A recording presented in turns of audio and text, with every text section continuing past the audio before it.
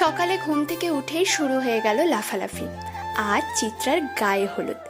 কথাটা ভাবতেই নাগিন ডান্স দিতে ইচ্ছা করছে আমার।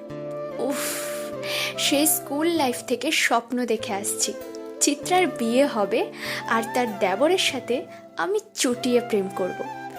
জুতো চুরি করে মাধুরী আর সালমানের মতো নাচানাচি করব।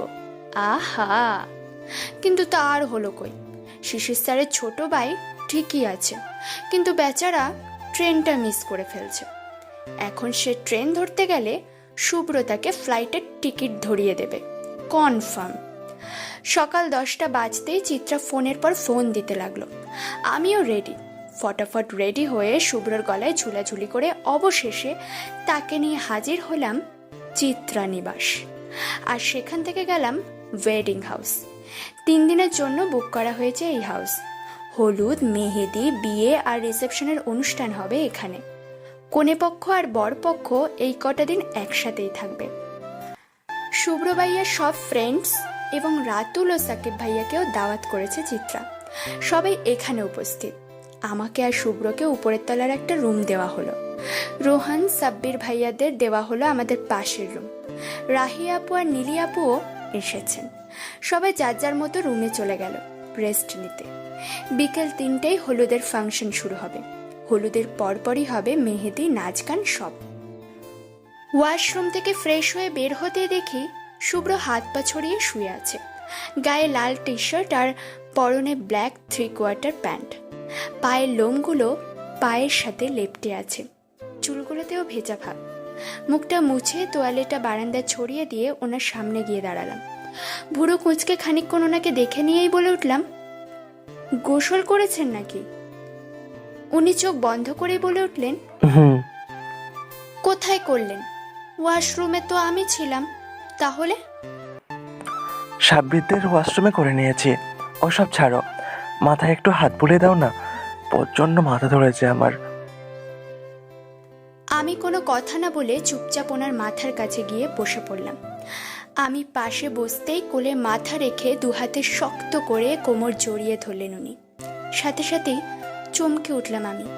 তাড়াহুড়ো করে ওনার কপালে হাত রেখেই কেঁপে উঠলাম, এত জ্বর? আবারও এত জ্বর কি করে? আমার কথার কোনো উত্তর দিলেন না উনি। কোমরটা আরো শক্ত করে জড়িয়ে ধরে চুপ করে রইলেন। ওনার গায়ে হাত দিতেই কান্না পেয়ে যাচ্ছে আমার। এইখানে তো আম্মুও নেই, ডাক্তার কোথায় পাবো আমি? আপাতত সব চিন্তা বাদ দিয়ে জ্বর কমানোর আয়োজন করতে ওনাকে ছাড়াতে গেলেই আরো শক্ত করে চেপে ধরে বলে উঠলেন, খবরদার, কোথাও যাবে না, কোথাও যাবে না তুমি। আচ্ছা রোদ, আমাকে একটা হেল্প করতে পারবে প্লিজ? আমি অবাক চোখে তাকালাম। আমার কাছে ওনার কি হেল্প চাই? আমি কৌতূহলী গলায় বলে উঠলাম, কি হেল্প? আমায় মেরে ফেলতে পারবে প্লিজ রোদ? ওনার কথায় হৃদস্পন্দন যেন থমকে গেল আমার। কি সব বলছেন উনি?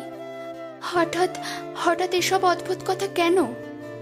আমি ব্যস্ত হয়ে বলে উঠলাম, এইসব কি বলছেন আপনি? পাগল হয়ে গেলেন? পাগল হয়ে যাচ্ছি রোদ, আমি পাগল হয়ে যাচ্ছি। মেরে ফেলো না আমায়। আচ্ছা, আমি মরে গেলে কি সাহেলকে বিয়ে করবে তুমি? কি বলছেন এসব? এসব বাজে কথা বন্ধ করুন প্লিজ। না আপনার কিছু হবে, আর না আমি অন্য কাউকে বিয়ে করব। বুঝতে পারছেন আপনি? শুভ্র হাসল, খুবই মৃদুভাবে হাসল। শীতল কণ্ঠে থেমে থেমে সে বলে উঠল, কে তোমায় বেশি ভালোবাসে রোদ, আমি নাকি সাহেল? সাহেল কি তোমাকে ভিক্ষা দিল আমায়? তুমি কি সাহেলকে ভালোবাসো রোদ? এবার ঠুকরে কেঁদে উঠলাম আমি। কি সব অদ্ভুত কথা উনি বলছেন? আমি সাহেল ভাইয়াকে ভালোবাসতে কেন যাব? এতদিন পর শুভ্র এই কথাটা কেন বলছে? কেন? আমার কান্নার শব্দ শুনে মাথা তুলে তাকালেন শুভ্র। কিছুক্ষণ অবাক চোখে তাকিয়ে থেকে উনি বলে উঠলেন, কাঁদছো কেন রোদ পাখি? কার জন্য কাঁদছো? আমার জন্য নাকি সাহেলের জন্য? আমার খুব কষ্ট হচ্ছে রোদ, খুব। বন্ধুত্ব আর ভালোবাসার মধ্যে আটকে গেছে আমি। সাহেলের মুখ দেখলেও কষ্ট হয়, আবার তোমার মুখটা দেখলেও কষ্ট হয়। এই বোঝাটা বয়ে বেরোনো খুব কষ্টের রোদ পাখি। খুব কষ্টের। ছোট থেকে কখনো কিচ্ছু স্যাক্রিফাইস করতে হলে স্যাক্রিফাইসটা সবসময় আমি করতাম, সাহেলকে কখনো সুযোগটাই দিতাম না। সাহেল সবসময় বলতো, তোর এই জেদটা বেশি দিন থাকবে না শুভ্র, কোনো একদিন আমি এমন কিছু করব, তুই জাস্ট শুধু দেখবি। সাহেলের কাছে এই প্রথমবারের মতো হেরে গেছি, কি করব বলো? তোমার কাছে ছাড়তে পারিনি আমি। কেন এলে বলো তো আমার জীবনে, কেন এলে? আমি না পারছি বাঁচতে আর না পারছি মরতে। আমি মরে গেলেই হয়তো সব ঝামেলা চুকে যাবে রোদ পাখি, আমি তো জিতে যেতাম। আচ্ছা, আমার খাবারে বিষ মিশিয়ে দিতে পারবে না তুমি? আমার কোনো অভিযোগ থাকবে না রোদ পাখি, শুধু একটাই অনুরোধ থাকবে, তখন আমার মাথাটা এইভাবে কোলে রাখবে তোমার, ব্যাস, আর কি চাই। এবার আর সামলাতে পারলাম না নিজেকে। জ্বর হয়েছে বলে কি যা ইচ্ছে তাই বলবেন নাকি উনি? মুহূর্তেই অ্যাগ্রেসিভ হয়ে উঠলাম আমি। দুহাতে কোমর থেকে ওনার হাত দুটো সরিয়ে দিলাম। মাথাটা কোল থেকে সরাতেই অবাক হয়ে তাকালেন উনি আরও অবাক হলেন যখন ওনার ঠোঁটে ঠোঁট ডোবালাম আমি। মনের সবটা ঝাঁঝিয়ে ঠেলে দিলাম ওনার ঠোঁটে। উনি প্রথমে অবাক হলেন, তারপর চোখ বন্ধ করে সবটা সহ্য করলেন। কিছুক্ষণ পর ওনাকে ছেড়ে দিয়ে ওনার বুকে মাথা রেখে ঠুকরে কেঁদে উঠলাম আমি। কাঁদলাম, ইচ্ছে মতো কেঁদে নিয়ে একসময় শান্ত হয়ে গেলাম। উনি কিছু বলছেন না, শুধু দেখে যাচ্ছেন আমার। আমি হেঁচকে তুলতেই বলে উঠলাম, ভালোবাসি, খুব ভালোবাসি আপনাকে। কেন বোঝেন না আপনি? সেই প্রথম দিন থেকে ভালোবাসি। সেই ভালোবাসাকে কি করে অপমান করলেন আপনি? সাহেল ভাইয়াকে নিয়ে কখনো এমন কিছুই ভাবিনি আমি।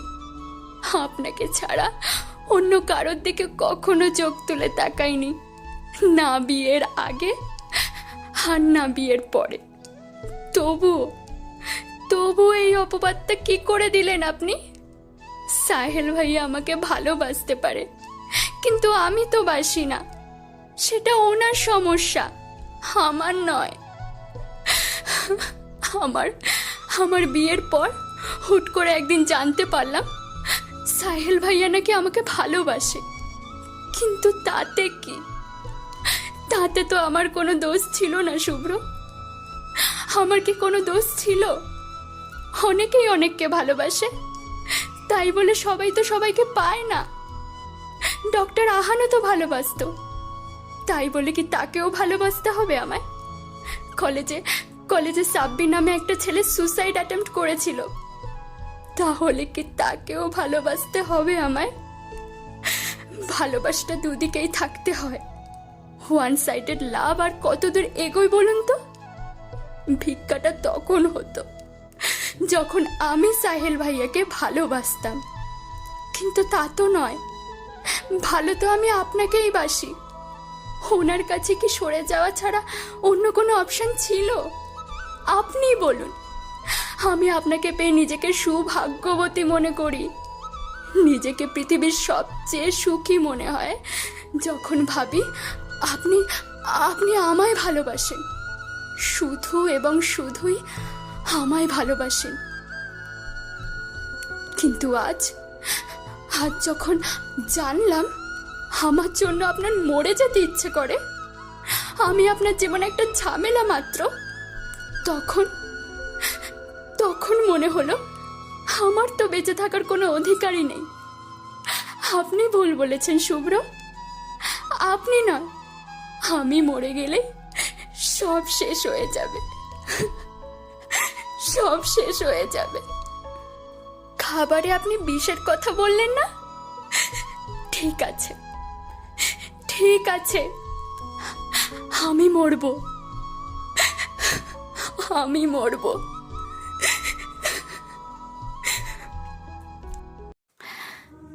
কথাটা বলেই চট করে উঠে বসলেন শুভ্র।